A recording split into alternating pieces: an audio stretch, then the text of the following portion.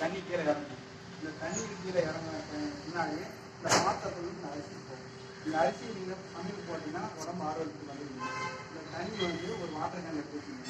அது யாரும் உடம்பு செய்யலாம் அவங்களுக்கு கொடுக்கலாம். இல்லைன்னா நீங்கள் 3 மூலம் 4 இடத்துல தெளிக்கலாம். சரிங்களா? 4 மூலம் கீழே படக்கூடாது. அதே மாதிரி மீன் தண்ணியாக இருந்தால் செடி போட்டணும். செடி போட்டணும். வேறு இன்னொரு இந்த தேங்காய் குழம்புக்கு போட்டு சரிங்களா? இந்த ஓடு இருக்குதுன்னா அதை வச்சு தூக்கிடலாம். அது ஒன்றும் பிரச்சனை இல்லை. ஃபுல்லாக தேங்காய் யூஸ் பண்ணிக்கணும். சரிங்களா? 3ஆவது மாதம் யாரும் போடக்கூடாது.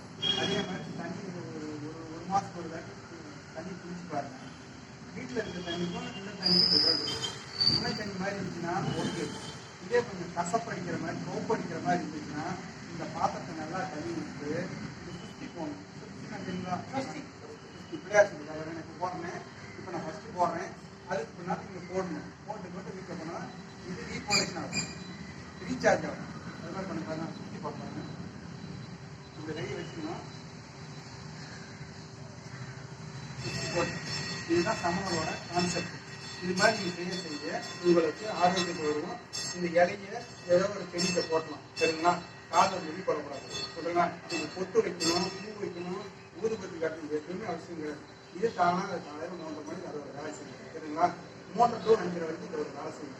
அதுக்கு பின்னால் உங்களுக்கு தூக்கம் வர்றது டிஃபரெண்ட் தெரியும். சரிங்களா?